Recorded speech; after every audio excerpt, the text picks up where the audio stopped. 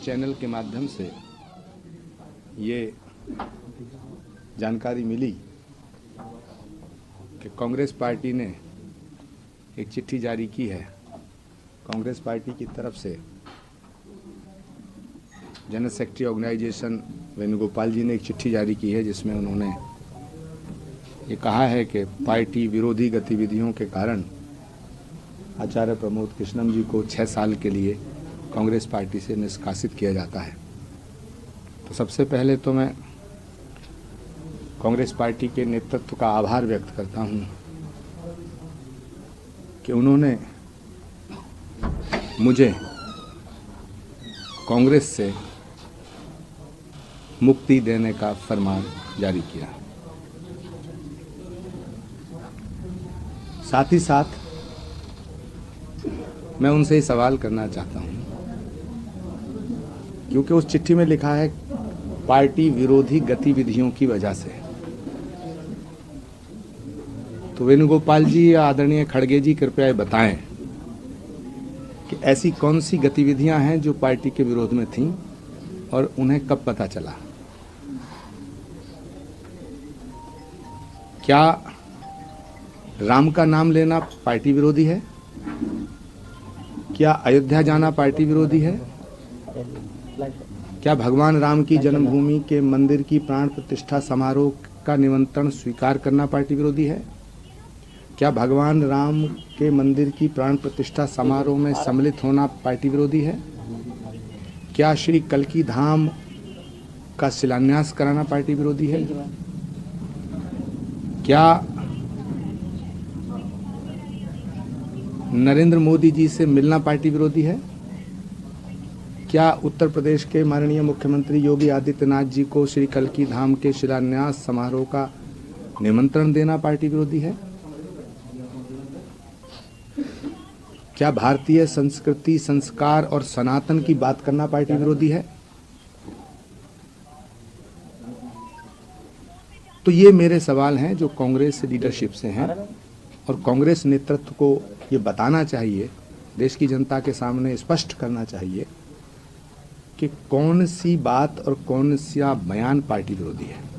ये मेरी मांग है। दूसरी मेरी अभिलाषा है, मेरी प्रबल इच्छा है, भगवान राम को 14 वर्ष का वनवास दिया गया था, तो एक राम भक्त को 6 साल के लिए क्यों निकाला जा रहा है? इसको 14 वर्ष कर दिया जाए।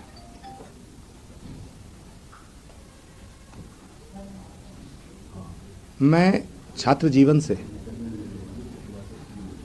जब मेरी उम्र लगभग 16-17 वर्ष थी, 81-82 में लगभग स्वर्गीय राजीव गांधी जी से मिला था, जब वो संजय गांधी जी के निधन के बाद सांसद बने थे, इंदिरा जी प्रधानमंत्री थी। तब से लेके मैं कांग्रेस से जुड़ा रहा। राजीव जी को मैंने एक वादा किया था, जब वो प्रधानमंत्री बने थे, उसके बाद जब इंदिरा जी की हत्या हो गई थी, और राजीव गांधी जी से हमें राजेश पायलट जी ने मिलवाया था।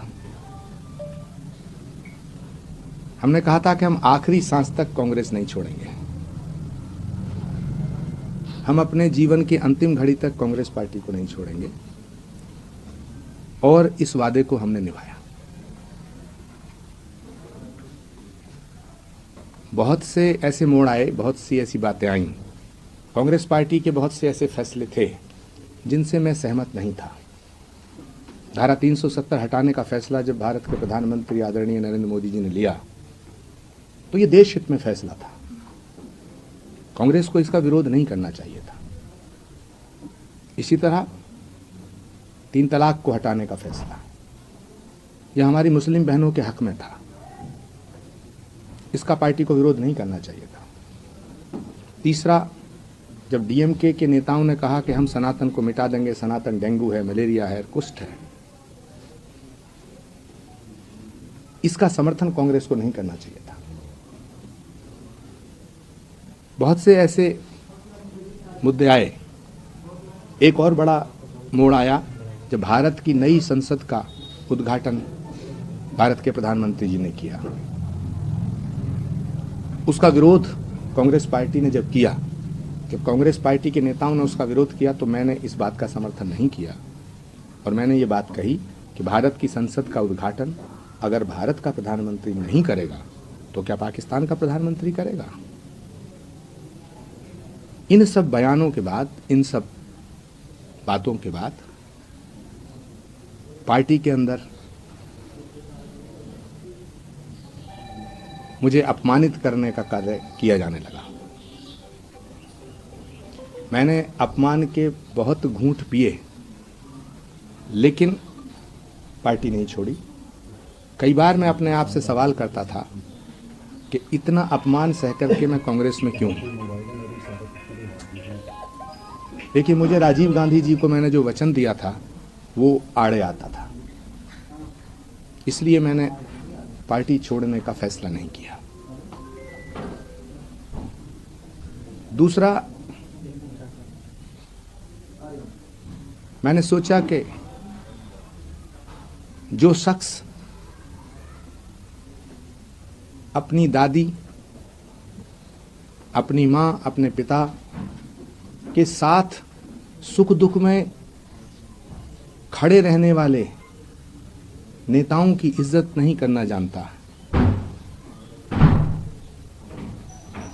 जो नेता इंदिरा जी के साथ रहे, जो नेता